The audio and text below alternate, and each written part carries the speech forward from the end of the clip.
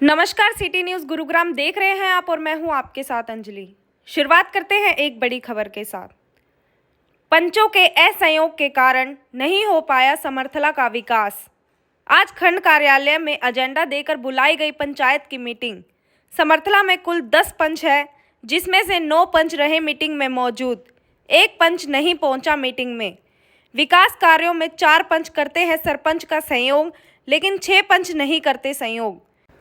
खंड कार्यालय में मीटिंग बुलाई जाने पर भी नहीं किया 6 पंचों ने सहयोग, जिस कारण रुका हुआ है विकास। मीटिंग के बाद सिटी न्यूज़ गुरुग्राम टीम ने सरपंच पवन शर्मा से की बातचीत। आइए देखें क्या कहना है सरपंच का। सर, सबसे पहले अपना नाम और परिचय दीजिए। मैम, मेरा नाम पवन शर्मा है। मैं ग्राम पंचायत सरमथला से सरपंच हूँ। खंड सोना में लगता है मेरा गांव। गुड़गांव डिस्ट्रिक्ट के बॉर्डर का लास्ट गांव पड़ता है जी मेरा।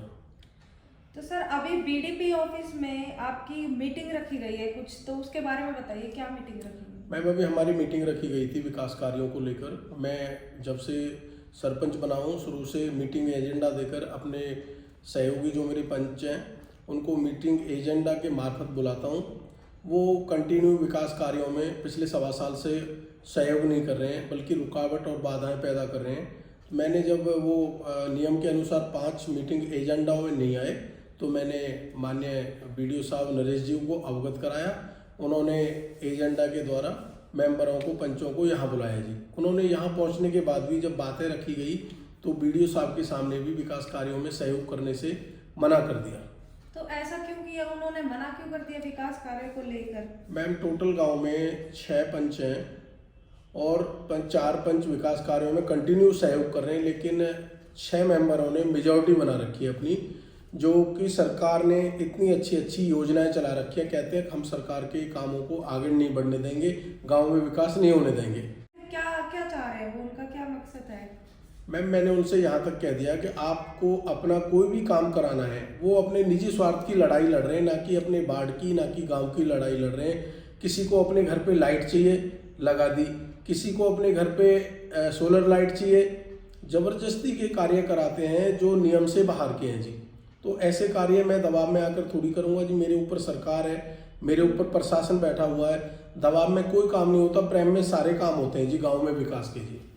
तो सरकार ने तो अब इतनी योजनाएं चला रखी है, में पहुंच रही है योजनाएं, तो विकास तो बिल्कुल होना चाहिए, हो क्यों नहीं रहा ये विकास? ऐसा क्या क्या उनकी कुछ मांगे हैं, क्या चाहते हैं वो?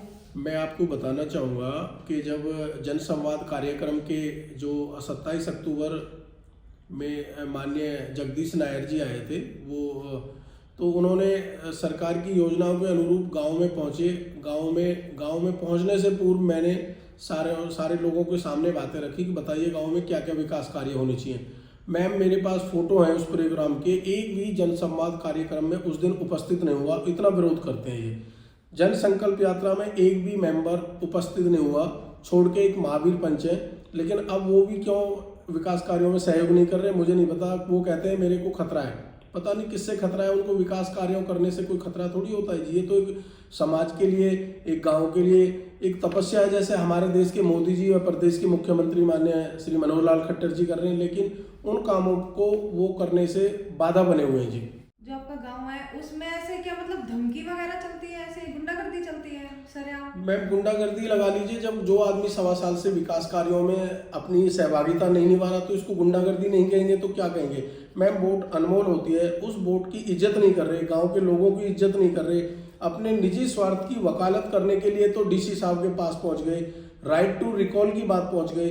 राइट टू रिकॉल का तो बहुत बड़ा मतलब है, जो प्रतिनिधि चुनकर आया है, बहुत बड़ा। अगर राइट टू रिकॉल बनता, मैम, ऐसे बंदे जिन्होंने जमीन के ऊपर अवैध कब्जे कर रखे हैं, पंचायत की जमीन घेर रखी है, क्या मैं सरपंच होने के बावजूद ऐसे अवैध कब्जे होने दूंगा जी? मैं बिल्कुल नहीं होने दूंगा जी अवैध कब्जे। क्योंकि मैं सरकार का नुमाइंदा हूँ। सरकार की बातों को मैं गांव में रखना चाहता हूँ, गांव में विकास कराना चाहता हूँ। लेकिन वो लोग बाग कहीं किसी जमीन को हड़प रहे हैं, किसी प्लॉट को हड़प रहे हैं, कहीं कोई तालाबों के ऊपर कब्जा कर रहा है। इसमें गाँव वालों का क्या कहना है? मैम, गांव वाले बेचारे जो गरीब तबका है, और मैं तो पूरे गांव की बात करूंगा जी। गांव में सभी गांव राजनीतिक कार्य नहीं होता, सब गांव विकास चाहता है, और उसमें गांव अपनी कोई प्रतिक्रिया नहीं देना चाहता। गांव कहता है कि समय बताएगा कि हम इन लोग बागों के साथ वोट के रूप में ही चोट दे सकते हैं, हम वैसे चोट नहीं देंगे इनको। कहते हैं ये हमारे गरीब के विकास को रोक रहे हैं, ये चाहते हैं कि आगे कोई गरीब सरपंच बनकर नहीं आए।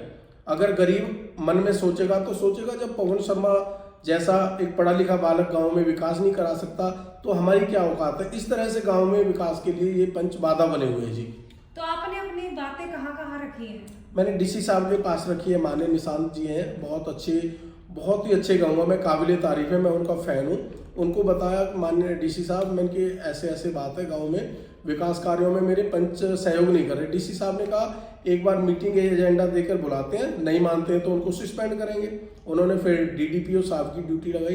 डीडीपीओ साहब ने फिर हमारे जो सबसे अच्छे और बेटर अधिकारी हैं श्री नरेश जी, बीडीपीओ सोना, उनके सामने मीटिंग रखी। उसमें भी उन लोग बागों ने मना कर दिया, बिल्कुल हम किसी प्रकार का कोई सहयोग नहीं करेंगे। तो अब आप आगे क्या करने वाले हो? मैं तो देखो, मैं तो एक अब सरकार की योजनाओं को छोटी से छोटी, मैम क्या है कि सत्ता सुख भोगने का साधन नहीं है, जनसेवा का एक माध्यम है। कोई भी आदमी अगर कुर्सी पे बैठ के वहाँ अपनी लंबी लंबी हाँकते रहे, मैम मैं गांव में झाड़ू लेकर गांव में साफ सफाई में खुद उतरता हूँ, लोग बागे हंसते हैं, इसलिए नहीं। जब माननीय प्रधानमंत्री जी झाड़ू लेकर गांव में साफ सफाई कर सकते हैं तो हम तो एक तिनके के फूस के बराबर हैं जी। तो हमें तो गांव में साफ सफाई करना चाहिए। लेकिन वो 5 जो 6 मेंबर हैं मेजोरिटी में है जी, वो बिल्कुल किसी भी काम में कोई सहयोग नहीं कर रहे जी। एक मेंबर नहीं तो झूठ बोल रही थी जी, मैं उस दिन अस्वस्थ थी, जबकि एक कॉलेज में वो ऑन ड्यूटी पे पढ़ा रही थी जी। तो उनको सरकार का खौफ नहीं है बिल्कुल भी? मैम सरकार का प्रशासन के सामने बात रखी है जी। पिछले 1.25 साल में अपने अंदर ही अंदर कुटता रहा। गरीब आदमी मेरे से कह रहे भाई आप क्यों नहीं करते, आप विकास में, आप तो इतने पढ़े लिखे हो, सरपंच से पहले आपने इतने अच्छे काम करके दिखाए गाँव में। अब मैंने बताया है प्रशासन को, प्रशासन देखते हैं जी कितनी जल्दी एक्टिव होता है जो मैं गांव में विकास करवा सकूं। मेरा 1.25 साल तो ऐसे ही खराब कर दिया जी इन लोग बागों ने। अब आप हमारे चैनल के माध्यम से सरकार को, सभी लोगों को क्या गुहार लगाना चाहते हो? मैं माननीय प्रशासन से यही गुहार लगाना चाहूँगा, माननीय बीडीओ साहब से, डीडीपीओ साहब से, डीसी साहब से, और जहाँ तक भी इस चैनल को कोई देखे, चाहे वो सामाजिक कार्यकर्ता है, चाहे वो सोशलिस्ट है, या वो कोई मंत्री है, अफसर है, मैं यही कहना चाहूँगा कि मैं अपने गांव को हरियाणा की नंबर 1 पंचायत बनाना चाहता हूँ। क्या आप सब इसमें मेरा योगदान नहीं देना चाहते? इन मेंबरों को नहीं समझाना चाहते? अगर नहीं समझते हैं तो नियम के अनुसार इनको सस्पेंड करिए। मैं इस चैनल के माध्यम से यही आस और विश्वास है मुझे लोकतंत्र के ऊपर। माननीय मोदी जी की योजनाओं को, माननीय मुख्यमंत्री जी की योजनाओं को मैं धरातल पर लाना चाहता हूँ। मैम सरकार की योजनाएं अंतिम व्यक्ति तक पहुँचे तभी हम कामयाब है, नहीं तो हमारे पढ़ाई लिखाई का कोई फायदा नहीं है जी।